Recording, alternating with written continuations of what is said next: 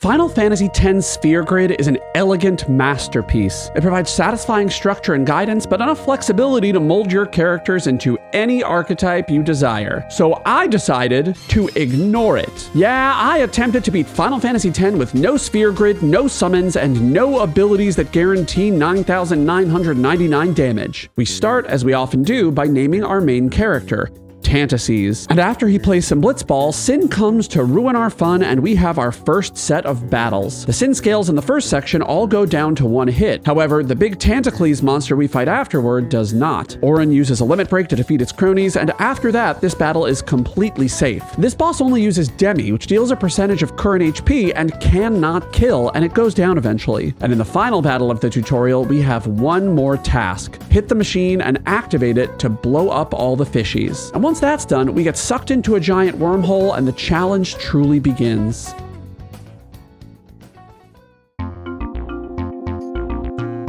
After being sucked through Sin's giant hole, Tantacles gets embroiled in a battle with Gios Gano, and this fight too is unlosable. Gios Gano's attacks always deal half of Titus's HP. It tries to eat him, he escapes, he learns to make fire, and he has his first taste of actual danger. I had him learn the Loner Overdrive in the last section, so I have him defend and use Spiral Cut several times before Riku joins us. She steals several grenades, and I save them for later, letting Tantacles finish the battle with physical attacks. Unfortunately though, Riku then sucker punches us and brings us aboard her boat. But given Captain Tantacles' perverted proclivities, that's not a terrible loss for him. So after a quick swim, we have the ultimate showdown between Tantacles, this octopus, and its Tantacles. Riku steals some more grenades, Tantacles whacks away with his sword, and the octopus eventually dashes away to prepare a Nautilus charge. That makes it invulnerable to all attacks temporarily. But after a couple of iterations, the game eventually allows us to perform a pincer attack, and Riku ends things with a couple of grenades. But sadly, it's now time to say goodbye to this meddling machinist, because if Square Enix left her in the party at this point, Final Fantasy X would basically be over. Riku will eventually be the linchpin of this challenge, and when she returns, you will learn the true meaning of power. What was I saying? After waking up on the beach, we amble over to Besaid's one and only village and help Yuna out with the temple challenge. And I grab the Destruction Sphere treasure for the sake of completion. Normally, these items are hugely useful, but in this playthrough, they won't be too much help. However, Yuna's Rod of Wisdom does have the Sensor ability, which reveals enemy HP. And I can sense that a good deal of you aren't subscribed to the Tantacles YouTube channel. So if you want to see more videos like this one, hit the subscribe button. It also really helps the channel, so I would appreciate it because these videos take often over 100 hours to make, so thank you. And Yuna now gains the ability to summon a giant flying boat. And Tantacles, I can hear you saying, that's not a boat, that's a bird. And you're wrong. So I call her Pequod. But boat or not, Pequod's presence is purely cosmetic. Yuna summons can wreck enemies with their powerful overdrives, act as meat shields for world-ending attacks, and gain ample stats even if we don't touch the sphere grid a single time. So unless forced, we're benching this boat brain. And speaking of boats, it's now time to make our way to Kilika. But on our way to the port, we're assaulted by the big furry blue boy Kamari. But fortunately, this battle provides little challenge. Upon getting to low health, a single potion is enough to rejuvenate Tantacles and get him through this fight. Yuna is also forced to summon Pequod to fight a Garuda, and the game won't even let you dismiss this boat friend. So I can't fulfill that part of the challenge, but from now on, no Aeons. Unless we're forced to, because sometimes we are. Fortunately though, the next battle is a scripted tutorial battle with Garuda, and we get to prove that using Wakka's Darkness Ball, we could have easily defeated that Garuda with no issues. But now that the kid gloves are off, I grab Yuna's Moon Sigil and we board the boat to Kilika. And of course, our joyride is ruined by an encounter with Sin. The main gimmick of this battle is that Sin's fin is too far away to hit with short-range attacks. Therefore, our only sources of damage are Wakka's Balls, Lulu's Magic, and Kamari's Lancet. But slightly complicating this battle is the fact that 3 Sin scales appear. If you leave them alone, they'll overwhelm the party with a attacks. And if you kill them, they'll regenerate and do the same. So the solution is just to kill 2 of them and just endure the third. So I settle for a final party of Waka, Lulu, and Yuna. Waka and Lulu attack, Yuna heals them, and Sin's Fin eventually is defeated. Tantacles falls into the water, gets revived by Waka, and then we fight the next boss, Sinspawn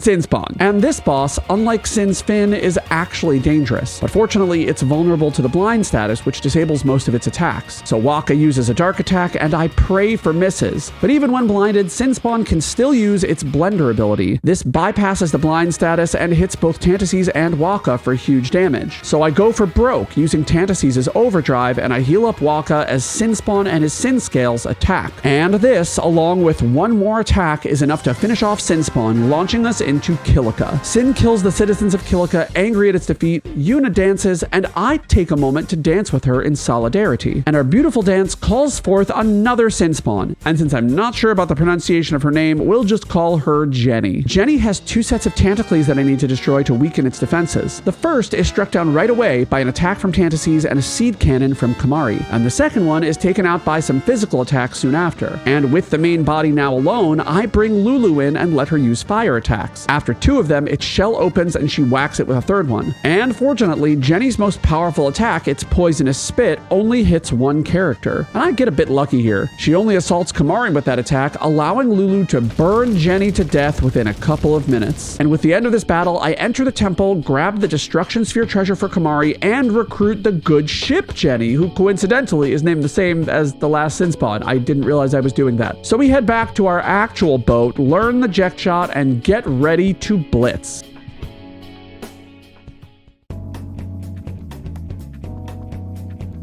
Greeting us in Luca is the ultimate daddy and my husband, Seymour. And yes, he will try to kill me later, but I'm a laid-back guy. I'm okay with it. And I kind of make a bit of a mistake here. Awaka has available... Ooh, my voice cracked. Awaka has available for purchase the Stunning Steel, which has the slow touch ability. This would have helped me a lot in future battles, and it's pretty much the only time I can get it until I get access to customization. But still, I persevere and fight some robots with the required trio, none of which are a huge deal. They do drop some high potions and X potions though, so I gather a few of those and head on to fight a bigger robot. And fortunately, with access to a full party, this battle is pretty tame. Tantacles uses the crane, which has no power, Lulu casts thunder on the crane 3 times, and the other 2 characters are responsible for keeping her healthy until she can get it fully charged. And after her 3rd thunder attack, the crane is fully functional and Tantacles activates it to cut off the top of the obliterator, neutering it. And it takes just 1 more Lancet from Kamari and a thunder from Lulu to finish it off. And that means it's finally time for one of my favorite minigames, Blitzball. Winning this game against the Luca goers might seem trivial. The strength sphere it provides can't be used by my characters anyway, but later you'll see that the strength spheres are actually hugely important. And that's good, because Waka gets a last-minute goal, allowing me to beat the goers 2-1 and nab the thing. After the match though, some fishies invade the stadium, and Waka has to use his balls to make sashimi out of them. We also meet up with Orin, also known as Daddy, who either shaves his armpits or can't grow hair there. Let me know in the comments why you think he doesn't have armpit hair. I don't really get it. But anyway, Seymour then uses his mommy to show us why he's daddy, and we finally escape Luca. And to celebrate our triumph, we laugh.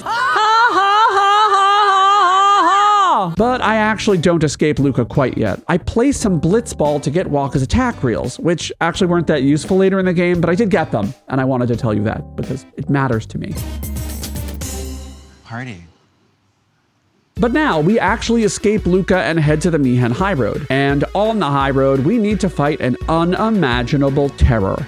A monster that eats chocobos, aptly named the Chocobo Eater. How could you eat these birds? They're literally the cutest guys ever. I don't get it. I do manage to knock him over a couple of times, but ultimately my attacker's noodle arms and Lulu's baby sparks aren't enough to fend him off. So I get knocked off the cliff, and the cute yellow birds face extinction at the hands of Uglyface. So much for Klasko's side quest in Final Fantasy X-2, am I right? But at least I didn't die, I guess. And at least Daddy Seymour helps us get through the checkpoint, and at least least my cat helped me with my need for kisses. And then Sinspawn Gui helps me with my lack of death so far in this challenge. This boss has 2 shieldy hand bits and they have to be killed before I can do damage to the body. But the head has its own plans, because it occasionally starts wriggling around, and if I don't hit it, it will destroy a character with a poison breath attack. And I have a limited number of ways to hit it. An overdrive can hit it, but those have to be charged up. Waka's ball, Lulu's spells, or Kamari's lancet attack are also options. I eventually managed to kill the head, but Lulu's MP run out, meaning I have to switch her out and lose a ton of damage. Then, about 35 minutes in, I completely run out of healing items. Auron is the last man standing after everyone else gets punched, and he puts forth a valiant effort. But eventually, he gets overwhelmed, and I die. I know, you've been waiting for me to say that all video. I get it. But the second time, I manage my resources much better. Lulu's MP eventually run out, and again, she needs to switch. But I have a tool I didn't use last time.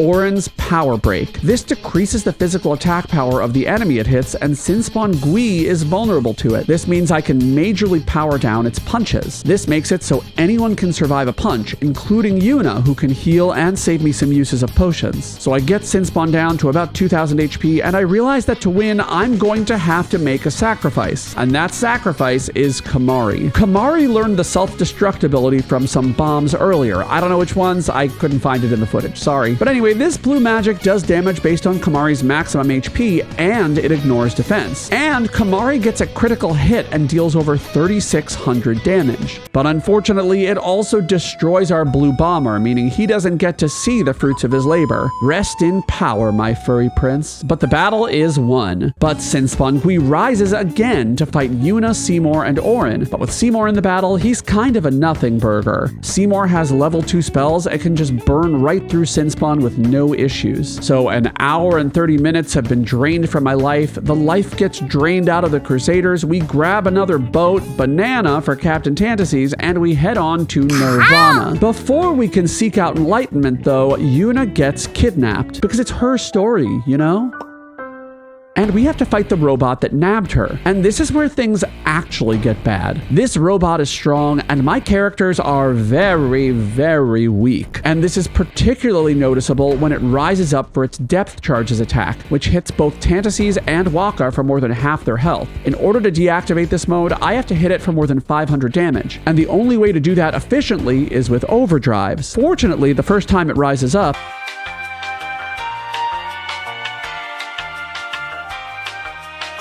I'm able to bring it back down pretty quickly. But the second time, I don't have limit breaks available, and to add insult to injury, depth charges causes the blind status, making it impossible to hit. I heal as best I can, and Waka ultimately gets his overdrive. Unfortunately though, Waka's attack reels, while great, don't count towards the damage necessary to take the robot out of depth charge mode. So I let Tantacles heal, but I ultimately just don't have the damage, and I get depth charged, and I die. Everything's fine.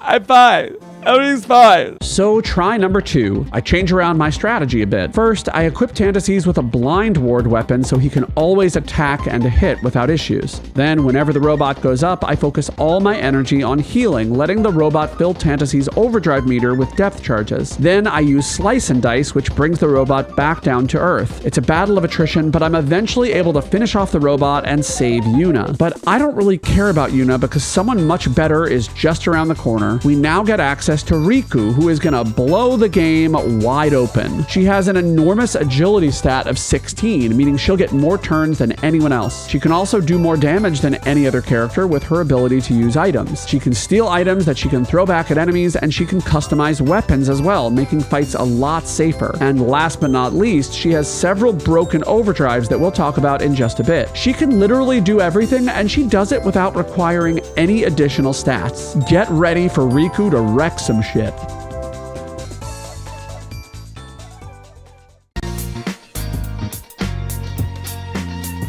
After watching Yuna steal my husband out from under my nose, yes, he's evil, but I can change him, it's time to do a touch of backtracking. Now that I can steal, I can make this game a lot easier. And to do that, I need a crap ton of Petrify grenades. I head back to Jose High Road to grab some from the Stony Snakes. Petrifying an enemy is an instant death in this game, so these will help me avoid dying in many, many battles. I use some of these to craft a Stone Strike weapon for Riku, which will make battles go a lot more smoothly. I also grab some silence grenades from these flower guys eyes, since those will also be useful. And the last thing I do before moving on is play some Blitzball to get one piece of dark matter. This will give me enough damage to blast through some later fights. Though I should mention that I hate actually using strong items and usually just save them forever. So we'll see if I actually use these. I don't know. But for now, we head to the Thunder Plains. Will we be dodging lightning this time? Absolutely not. Sorry, that's too much suffering even for me. And I already did it in my Final Fantasy X Girls Only run. I'll link that in the Discridly-Do if you want to watch it after. So I basically just dash through this section. No boss fights means no huge challenges. I do, however, steal some lunar and light curtains as I pass through for Riku's overdrives later, and I will need them very badly. Macalania Forest is my next destination, and Spheromorph is the next challenge. And fortunately, Spheromorph is not much of a challenge. In addition to grabbing a bunch of utility items, I also had Riku steal a bunch of elemental attack items from enemies, because Spheromorph's gimmick is that it changes around its weaknesses periodically, telegraphing them based on the spells that it casts. So I equip some elemental resistance armor and wait. When Spheromorph casts fire, I throw an Antarctic Wind. When it casts water, I throw an Electro Marble,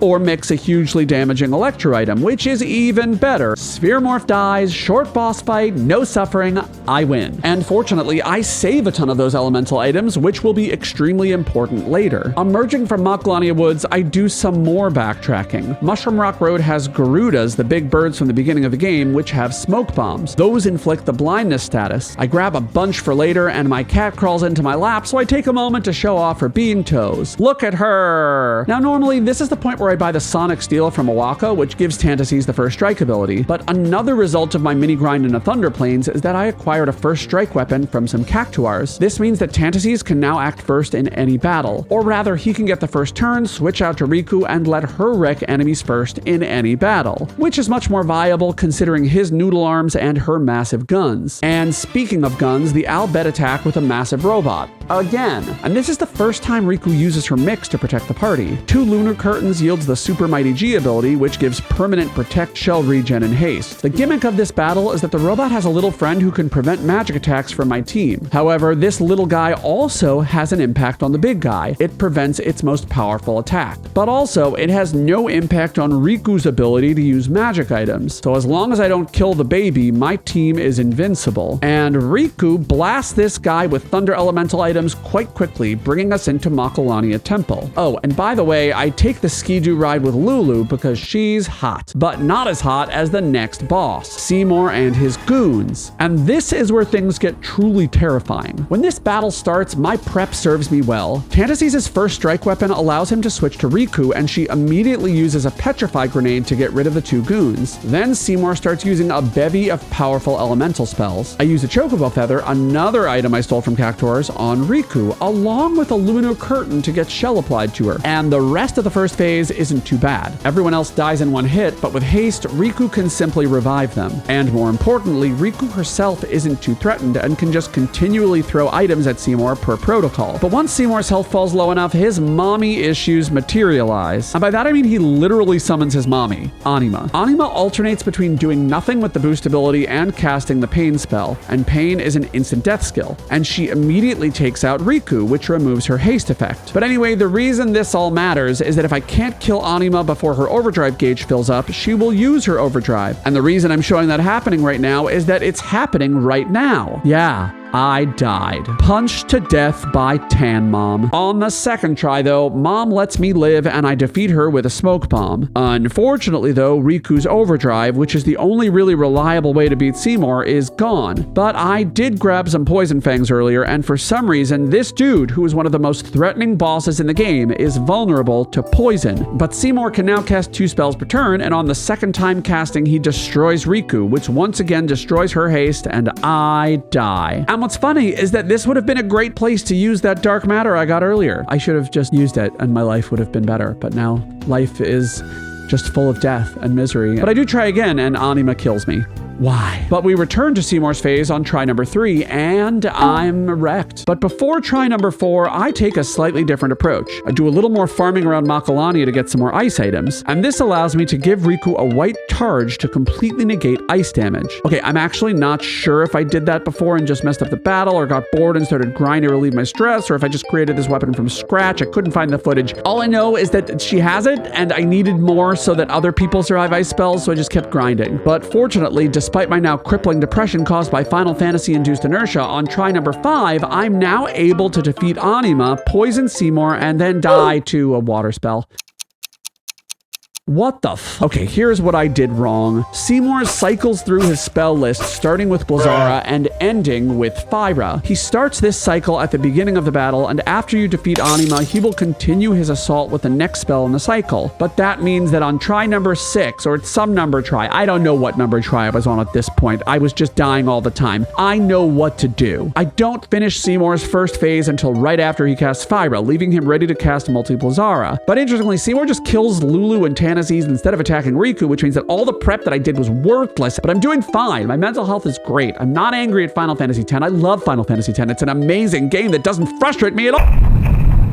Oh, I forgot to mention that we named Shiva Titanic. Also, I hate the Makalania Temple trials so much. So we have to fight an ogre, and it has 2 cronies. Does this sound familiar? Did we just do this? Basically, yes. Do I use a petrify grenade to kill the 2 cronies before, just like in the last battle? Yes, I do. Is this battle actually easier because I can put the ogre to sleep with a sleep powder and then hit him with magic? Well, yes, it is. So we go to Bikanel.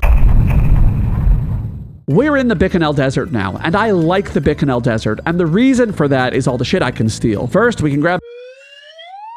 I made a list of everything that I stole in the desert, and it was really boring to listen to, so I decided to cut that part of the video. You're welcome. So we head through the Albed base and fly away in our new airship. We head into another boss fight with Evrae, who can petrify me, kill me in one hit, destroy my team with poison, and even haste himself, so this is gonna be tough. But once again, Riku is our savior, because she can haste the entire party to start with Super Mighty Guard. And then, even better, she can blind Evrae with a smoke bomb, which makes it quite difficult for him to hit us with physical attacks. The one big obstacle, though, is that once Evrae threatens its poison attack, we need to move the airship back to avoid it. And to do that, 2 things need to happen. First, either Riku or Tantacles needs to get a turn so that they can input the move command. And second, Sid needs to get a turn before Evrae to move the airship. And of course, the very first time Evrae does the screamy "I'ma poison you" thing, Sid is not going to get a turn before it gets cast. But fortunately, in addition to all the other stuff I stole, I pilfered some silver hourglasses, and this slow status has 100% accuracy. This allows me to molassesify, is that a word, Evrae, and give Sid a free turn to bring the party back, allowing them to avoid the poison attack. However, once Evrae's health gets low, it complicates the battle by casting haste on itself. I'm not sure what the exact threshold is for this, but it had a smidge over 10,000 HP when it cast it. However, there's still a way forward. Riku now has her overdrive up. She has an overdrive that can do 7,250 damage. And of course, I mess it up. It needs a grenade and a strength sphere, but I go off script. Which one do I use? Let's use the luck sphere. Why not? I'm about to find out the reason why not. It's bad. Boom shakalaka. What? I did it wrong. You guys, I did it wrong. You guys, I did it wrong. You guys, I did it so wrong. Oh my god, I messed up. It wasn't the right type of sphere. I can't pull back. I'm about to die. I'm gonna die. Why did I use the luck sphere there? Why did I do that? I'm dead. I'm dead. We were so close to first try Evrae. You guys, why? Why do I do this to myself? Oh, you actually do it to yourself because you're dumb. That's it. Anyway, I reached the same point on my second try, and this time, grenade, HP sphere. Great. That's my strat. It worked. It overkilled him too. I did not use luck this time. I did not use a freaking luck sphere, and we freaking beat Evrae!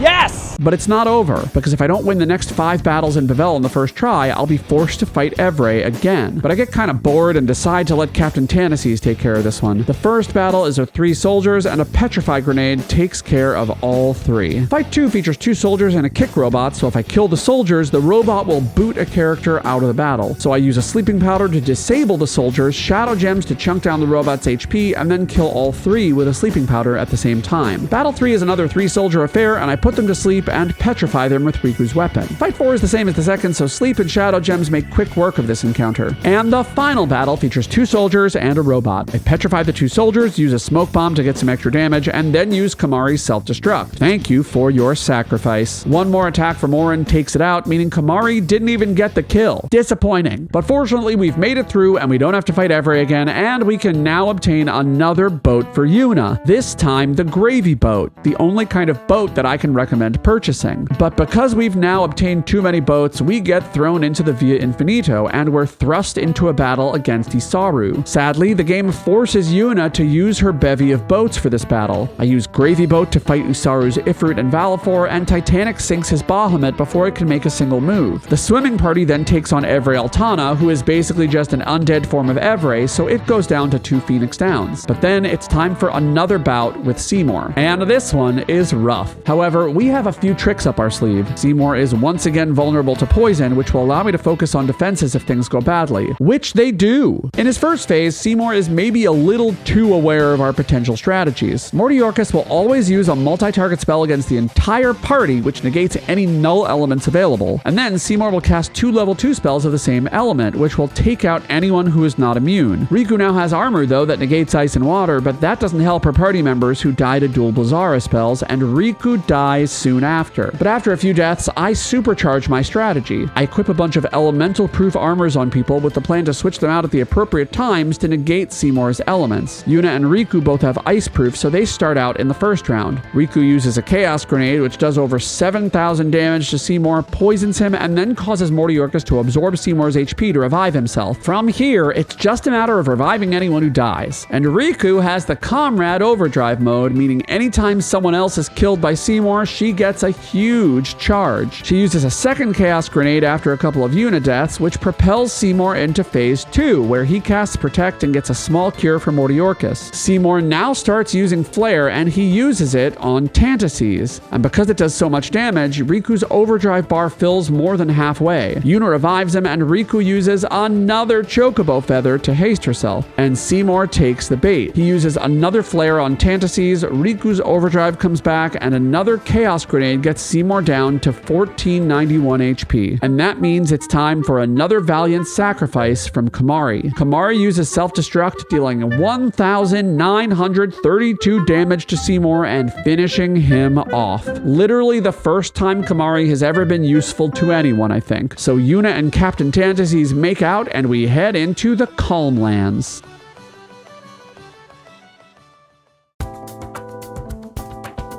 The Calmlands represents a huge turning point in this run because now we can ride chocobos, which isn't really that important to this run. Except it is, because I lied. More on that later. I head over to the monster arena, which will be the most important part of this run. I get some capture weapons, and then I leave it alone for now and go fight the big bashy robot, which fortunately is a pretty easy battle because it only attacks one character at a time, so I blind it and just throw shit at it until it dies. Yay. That brings me to the Cavern of the Stolen Faith, and I have one goal. I want to capture a ghost, because once I capture a ghost, I can go back to the monster arena and...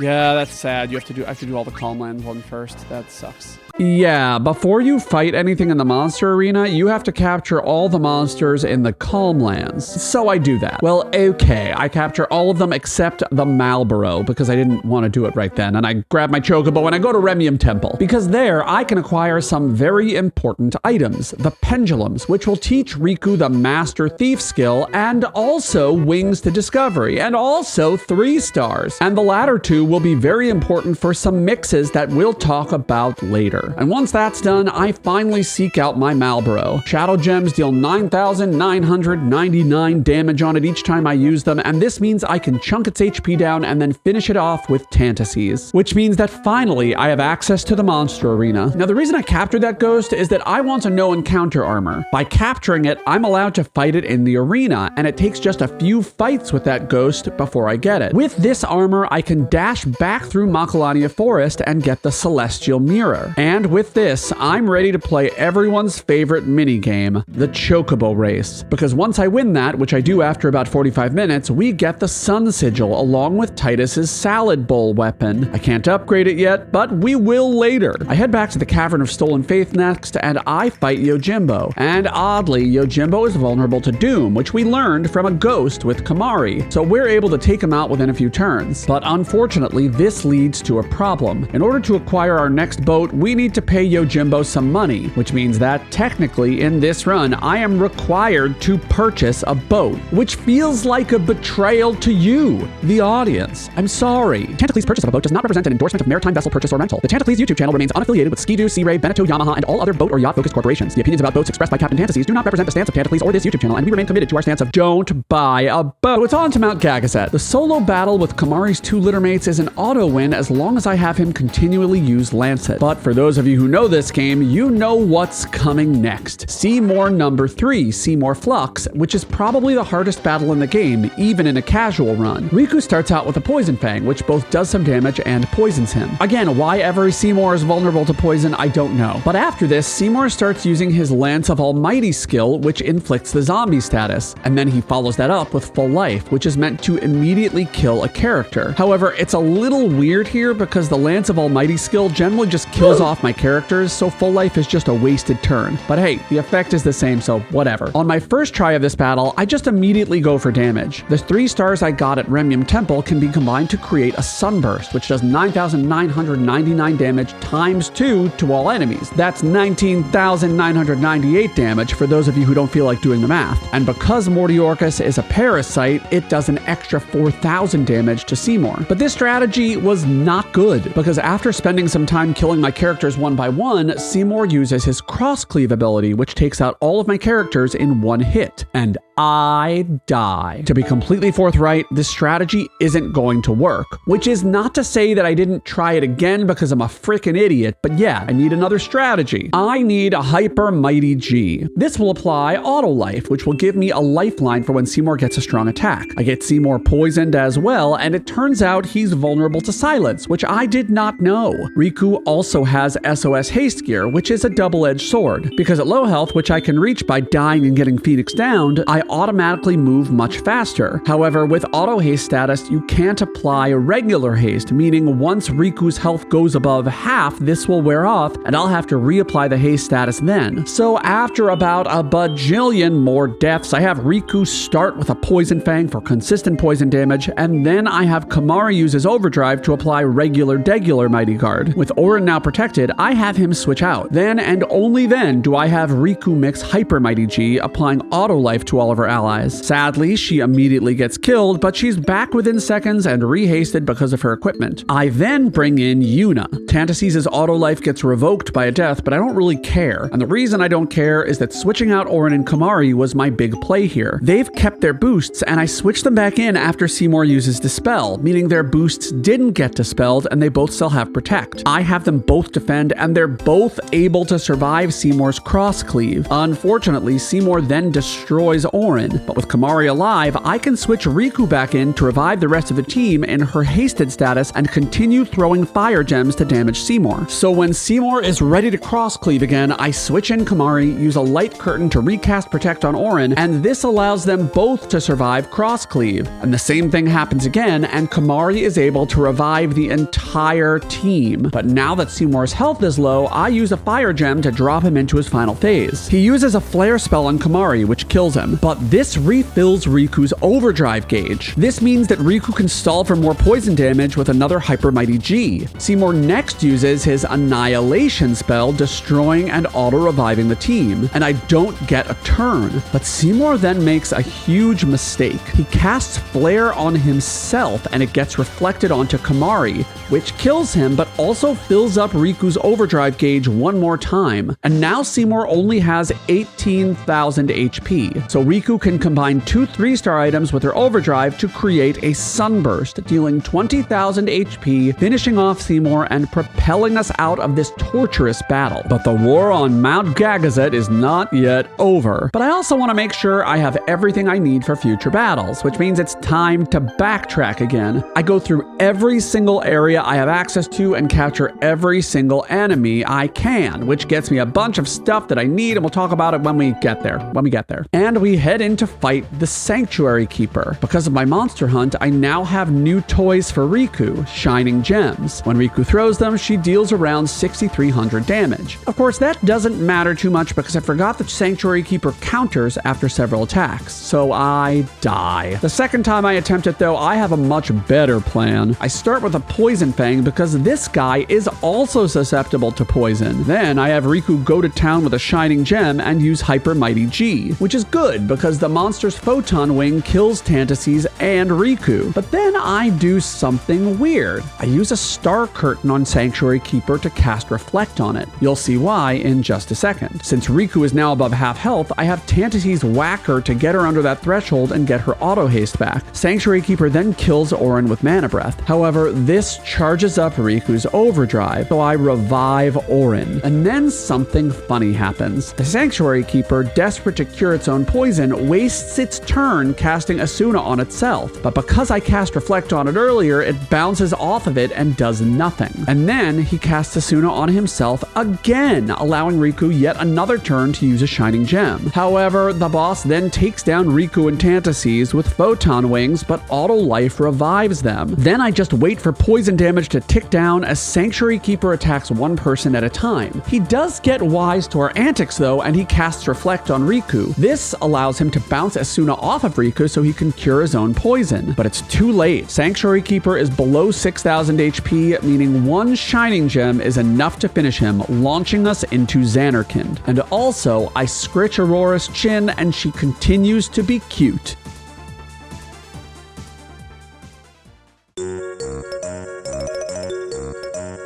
With one Keeper always comes a second, and Spectral Keeper is our next obstacle. And believe it or not, in a no sphere grid run, he's actually easier than in a regular run. He frequently uses a Berserk Tail attack, which as you might guess, inflicts Berserk. And he does this because attacking him causes him to counter. But if you die, you don't get Berserked. And that's pretty much what happens every single time. But funny story, it still shows the foreboding Berserk animation every time, which is kind of weird. Riku then uses her Hyper Mighty G ability, but honestly, it doesn't matter. Oh wait, actually it does, because that makes it so that Waka doesn't die from Berserk Tail and Shocker becomes Berserked. God damn it. But okay, basically I just use shining gems and revive people, but I have an obligation that I have to fulfill at the end of this battle. I have to. You guys, I have to. It's just required. I don't have a choice. I don't have a choice. Woo! Go, Kamari!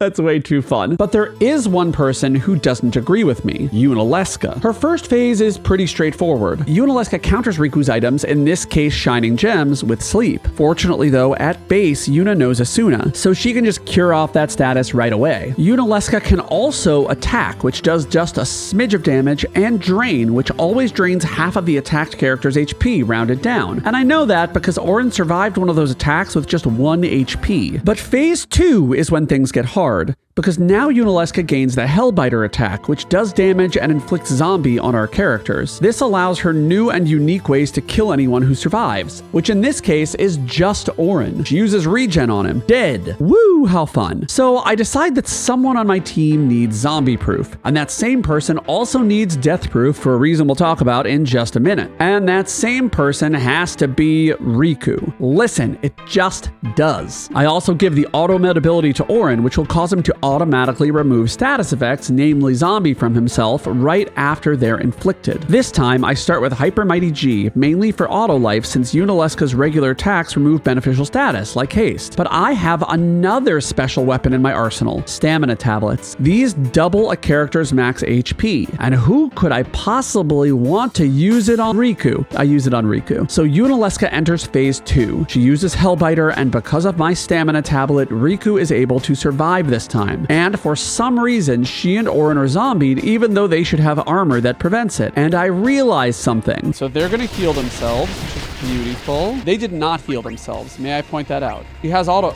Did I not equip her auto med armor? I didn't equip it. You guys, I literally just didn't equip it. So disappointing. Okay, so let's just go to the next attempt because I died. Anyway, next attempt we get to phase 2. Hellbiter comes out and this time everything goes well. Except it doesn't because I forgot to equip the armor again. Okay, let's just skip to the attempt where I won because you know I wouldn't be making this video unless I actually succeeded. We get to phase 2. Riku and Orin are no longer zombied. Everyone has doubled HP. Everyone has auto life and I make a big play. I unequip Orin's zombie-proof armor and let him get zombified by Hellbiter before I damage Yunalesca into phase 3. Because then she casts Megadeath and every single party member is immune. And just for fun, every single party member also still has auto life, which means there's nothing to do but start throwing shining gems. But unfortunately, Yunalesca goes off script and casts Mind Blast, which is not how this usually goes. This confuses Riku and she and Orin waste a turn attacking each other. But Tantacles gets a turn next and he's able to cure her. But he soon dies, losing his auto life, and Yunalesca's next Megadeath takes out Tantacles again. But I don't care. He can die as many times as he wants. I keep my eyes on the prize and let Riku continually throw more shining gems and let Orin heal her after every single attack. But eventually, Yunalesca uses Mind Blast again. This kills Tantacles, but blissfully neither Orin nor Riku get confused. So Riku throws a shining gem and Yunalesca uses Megadeath on my now zombified party, which does nothing. I throw one more shining gem and this brings Yunalesca below 20,000 HP, and Riku has a full overdrive, which means I can mix 2 3-stars to create one Sunburst, which does 20,000 damage, destroying Yunalesca and bringing us into the end game. Yunalesca, you are dead. We are sending you to the Shadow Realm. I don't like you. You don't deserve to be here. Take your bikini, go back where you came from, and I hate you. Couldn't have said it better myself, which is funny because I did say it, so yeah.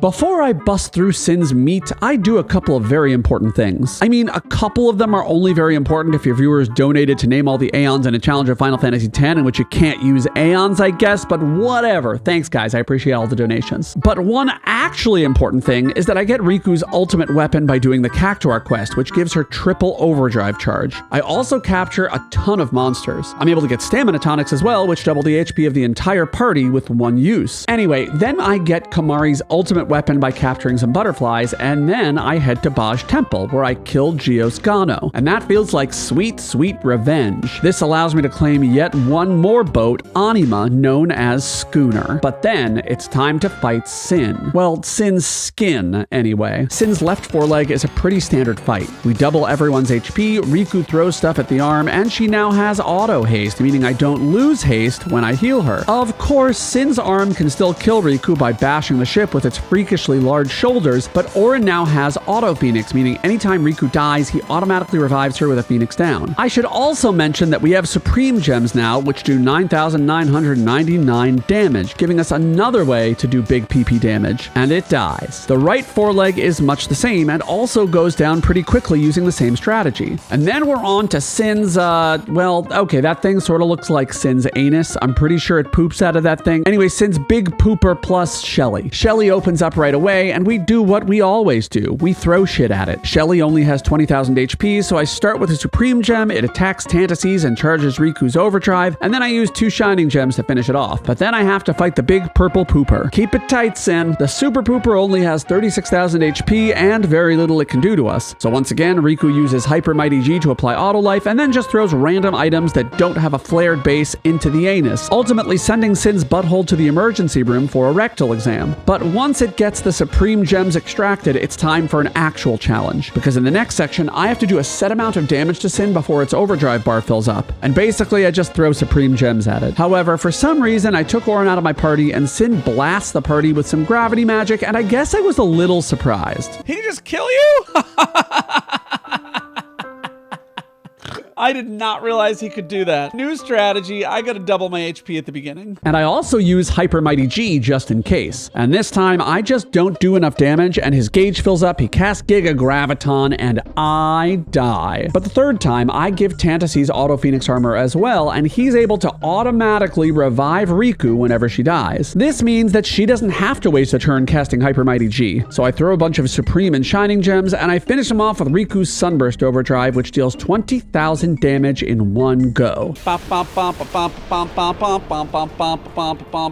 But it's not over, because we now head on into Sin. And who should try to thwart my progress but my late husband, Seymour? Riku has fireproof armor this time because Seymour starts by using fire magic, and he has 80,000 HP. So I just have Riku throw Supreme Gems and end with another Sunburst right before Seymour uses Ultima, which means we have one more battle with Braska's final Aeon. Okay, there's actually another one after that, but we'll get there. Since Tantacles, Auron, and Yuna are forced into the party, I make sure that they all have First Strike equipped, and anyone who's going to be in the battle has to have Stoneproof. Braska's final Aeon has 2 pillars that will heal him, boost his overdrive gauge, and remove any status effects like slow from him. So my first try, I stick with the same strategy as always. I throw Supreme Gems. But I make a misplay in the middle of the battle and I bring in Waka. And because of Waka's low HP, he basically will never get any turns because BFE keeps destroying him over and over and over. But even worse, eventually BFE just uses Ject Beam on Waka, stoning and shattering him, which removes him from the battle. And let's not beat around Ject's bush here. I die. But I decide to change things up. I think I'm gonna give Yuna Auto Phoenix and Stoneproof. That's all she really needs. Aura needs Auto Potion. I don't think there's any way around that. How do I get Auto Potion? I need Stamina Tablets, which I have like none of. So we're gonna exit and go get some. Yeah, we have a little grind to do before we can finish. But then we're back. I use a Stamina Tonic to double everyone's HP. I have Auron heal everyone with a Mega Potion. And then I have Yuna attack Ject with a physical attack. This inflicts Zombie, which will negate the healing but not the overdrive boost from the pillars. Then I use a gold hourglass to slow the 2 pillars, and then I throw items. Once Ject's overdrive is full, I use Hyper Mighty G and Ject kills Riku. However, she's revived and we continue on throwing items. His second overdrive also hits Riku, but Tantacles has Auto Phoenix, so he's able to revive her. And I follow the same cycle until he enters phase 2, bringing out his big ass sword. And this is where things get rough, because now Ject's attacks hit everyone. But I notice something weird. Even though Auron has Auto Potion, he's not healing himself when he gets hit. Apparently, Auto Potion only works if an attack brings a character below half health. Fortunately though, Auron has Auto Regen still, so things aren't too dire, and I do eventually see it go off. But the big problem here is that anytime someone gets killed, they lose a ton of priority for attacking. So whenever Ject uses the big sword attack, I end up in a cycle of pain. Auron can revive everyone, but Riku never gets to act. However, Ject's Limit Break provides a reprieve since it only hits one person, and I get lucky twice in a row because he targets Tantacles. Eventually though, he enters his final phase, and if his overdrive fills up, I'm dead. That's a party wipe. But the key here is to just get one move from Tantacles. If he talks to Ject, Ject loses a turn, and this gives Riku time to use 1 Supreme Gem, 2 Supreme Gems, and then he uses a sword attack, and then he uses Ject Beam on Riku, delaying her attack, and then he does it again. But then Tantacles talks to Ject one more time, delaying his attack again, and then he uses Ject Beam on Tantacles, and that is fine. If Riku gets just one more turn, I can finish him off, and I am in dire emotional straits here. Please, one more turn, please, please, please, please, please, please, please, please, please, please, please, please, please. Please give her a turn. Please, just one more turn. I just need one turn. You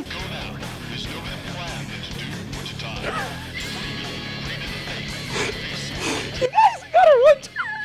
We got her one turn. Ah! Oh my God, you guys. Second try, Braska's final Aeon. Oh my God. So I've beaten final There's another battle before the game is over. Yevon possesses each of Yuna's Aeons. He starts with Pequod, who goes down to 1 Supreme Gem. Then Dingy, who perishes after 2 Poison Fangs. Then Schooner, 1 Supreme Gem destroys her. Then Gravy is destroyed by a Supreme Gem. And Titanic, Banana, and Jenny all get taken down by a Supreme Gem each. And then our final foe emerges. The entity who has been taking over our boats this whole time. An entity that reminds us to subscribe to the... It's Yevon. Captain Tantacles attacks him to inflict the zombie status, which makes his curative magic ineffectual. Riku then throws Supreme Gems, and he cures himself for 9,999 more damage. Another Supreme Gem, and he hits himself for 9,999 damage. And another one. And another one. And then he casts Graviat on the party and on himself, and we bring out the true hero of this run, Kamari. For the final time, he sacrifices himself to take down Yevon, and our now 6 party members live happily ever.